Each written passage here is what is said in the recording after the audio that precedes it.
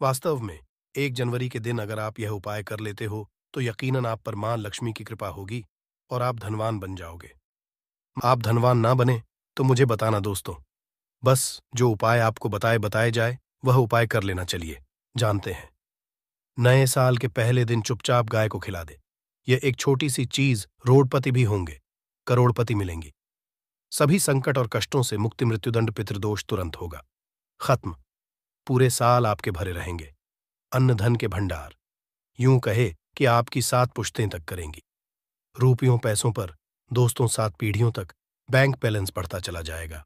सभी दुख दर्द संकट कष्ट हैं वह दूर हो जाएंगे और सभी सुख आपके कदमों में आ जाएंगे। सभी सुख आपके कदम चूमेंगे। यदि आप यह एक छोटी और खास चीज चुपचाप गाय को खिला देते हैं तो तत्काल गरीबी आपके जीवन से खत्म हो जाएगी। यूं कहे व्यक्ति रंग से राजा बन जाता है और 33 कोटि देवी देवताओं को धारण करने वाली गौ माता की भी कृपा व्यक्ति पर आजीवन बरसती है। व्यक्ति के घर में कभी भी अन्न धन वस्त्र कमी नहीं होती। अन्न धन के भंडार व्यक्ति के घर में भरे रहते हैं। व्यक्ति के जीवन से तत्काल गरीबी खत्म हो जाती है।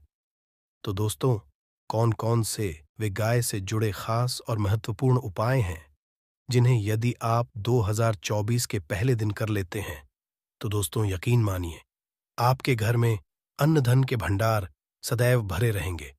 जो भी जीवन दुख दर्द संकट कष्ट है वह सभी दूर हो जाएंगे। इस वीडियो में हम आपको उसी एक खास और महत्वपूर्ण चीज के बारे में बताएंगे जो कि आपको नए साल के दिन गाय को जरूर खिलानी है। तो दोस्तों, अपने फायदे के लिए पूरा वीडियो देखना। यदि आज की इस वीडियो को आपने बीच बीच में से देखा, काट काट कर देखा, तो यकीन मानिए जीवन में आपको कभी सफलता हासिल भी नहीं होगी, क्योंकि इस वीडियो में आपको कुछ ऐसे चूक उपाय गाय से जुड़े बताने वाले हैं जिन्हें करने से आपके जीवन के जो भी दुख दर्द संकट हैं या कामयाबी होने में कोई बाधाएं आ रही हैं, सभी से छुटकारा मिलने वाला है। यूं कहें कि आपके जीवन में अपार धन सुख संपत्ति की प्राप्ति हो जाएगी। कभी भी धन से संबंधित परेशानी नहीं रहेगी। आर्थिक स्थिति आपकी प्रबल हो जाएगी। धन प्राप्ति के योग्य बन जाएंगे और जीवन में सदैव अन्न धन के भंडार आपके घर में भरे रहेंगे। अन्न धन वस्त्र कभी कमी नहीं होगी आपके घर में। तो दोस्तों, आज की पूरा देखकर जाना। यदि आप चाहते हैं आपके और आपके परिवार पर सदैव गौ माता की कृपा बरसे, आपके पितरों की कृपा बरसे, देवी देवताओं की कृपा बरसे, तो दोस्तों वीडियो को पूरा देखकर जाना। बहुत ही फायदेमंद वीडियो है। पूरे 500 सालों के बाद ऐसे दुर्लभ संयोग में है। तो पूरा वीडियो देखकर जाना यदि आप लाभ हासिल करना चाहते हैं और 7 पीढ़ियों तक कभी कोई किसी तरह की कमी ना हो, ये फल चाहते हैं तो वीडियो को पूरा देख के जाना। बहुत ही लाभप्रद वीडियो है आपके लिए। दोस्तों, वीडियो को आगे शुरू करें सबसे पहले तो आप थोड़े से रिक्वेस्ट करते हैं, वीडियो को लाइक कर देना और कमेंट्स बॉक्स में सच्चे दिल से जय गौ माता जरूर लिख देना। जिस माता की कृपा आपके और आपके परिवार के ऊपर सदैव बरसती रहे। और ज्यादा से ज्यादा वीडियो को शेयर जरूर करना, ज्यादा से ज्यादा अपने दोस्तों में, ताकि और लोग भी इस वीडियो के माध्यम से लाभ हासिल कर सके। इन उपायों को करने से अपने जीवन में सदैव धन सुख संपत्ति की प्राप्ति कर सके।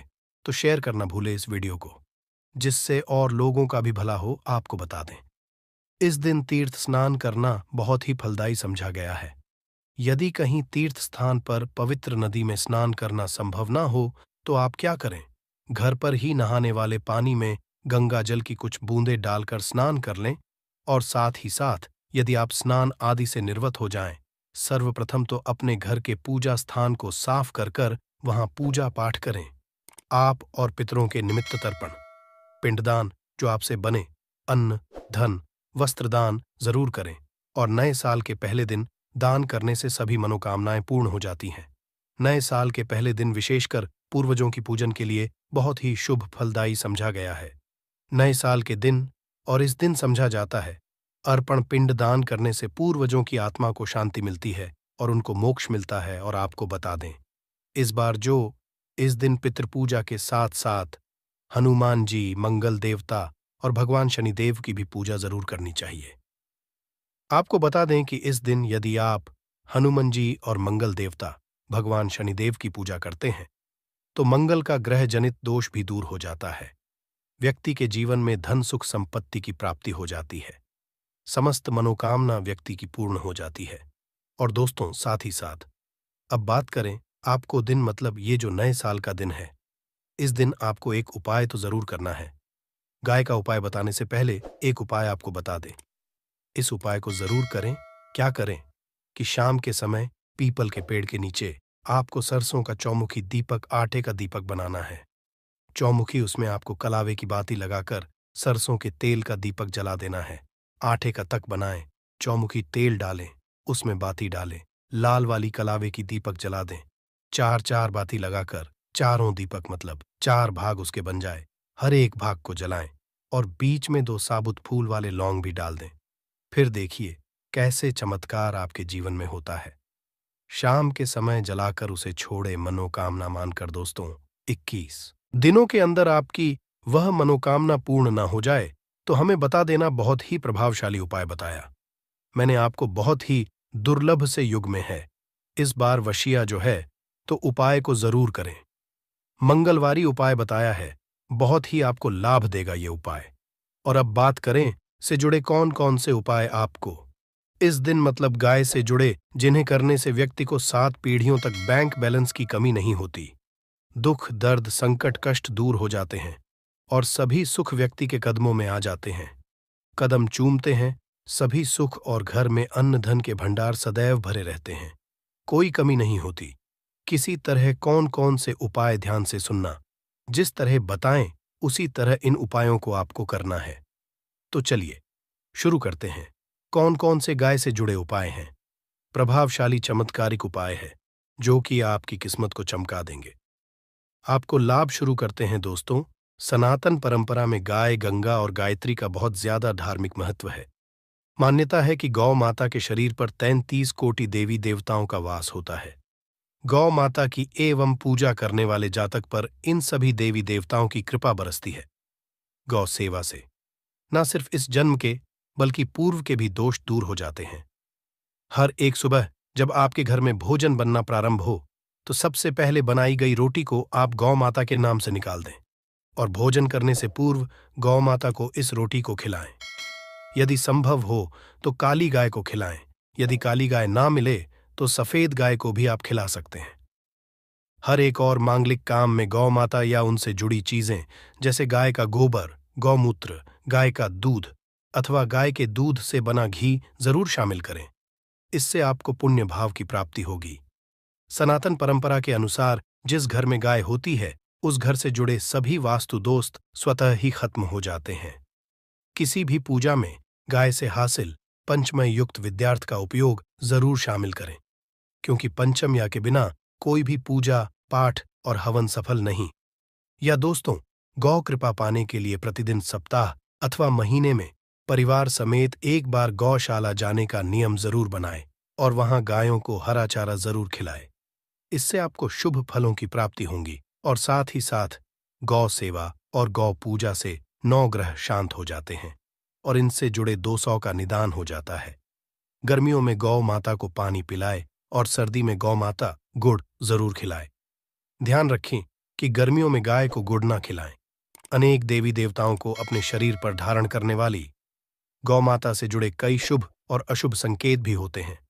मसलन, गाय का दूध दोहते समय यदि गाय ठोकर मार दे और सारा दूध बिखर जाए तो अपशगुन होता है। यदि कोई यात्रा पर निकल रहा हो और गाय अपने बछड़े को दूध पिलाती सामने आ जाए तो निश्चित रूप से जिस यात्रा के लिए आप निकले हैं वह यात्रा आप जरूर ही सफल होगी और वह जिसके लिए आप निकले हैं वह जरूर ही पूर्ण होगा।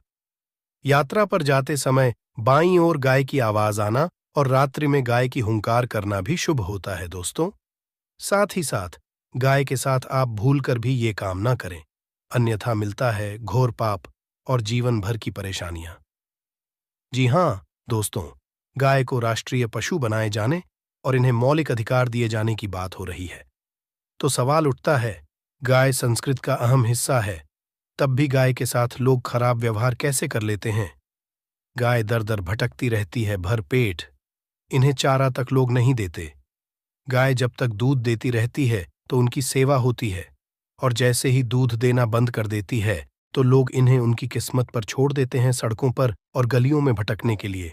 ऐसे में गोवंशी जीवों को कोई डंडे मारता है तो कोई उन पर पानी डाल देता है, कभी वाहनों से कर लग जाती है तो कभी बीमार होकर बेचारी ये गाय दम तोड़ देती है। ऐसे में जरूरत है इन बातों को जानने की गाय को लेकर शास्त्रों में क्या कहा गया है, गाय के साथ आपको कैसा व्यवहार करना चाहिए। क्या दोस्तों, गाय को कभी भी मारना पीटना नहीं चाहिए। शास्त्रों में गाय को माता का दर्जा दिया गया है।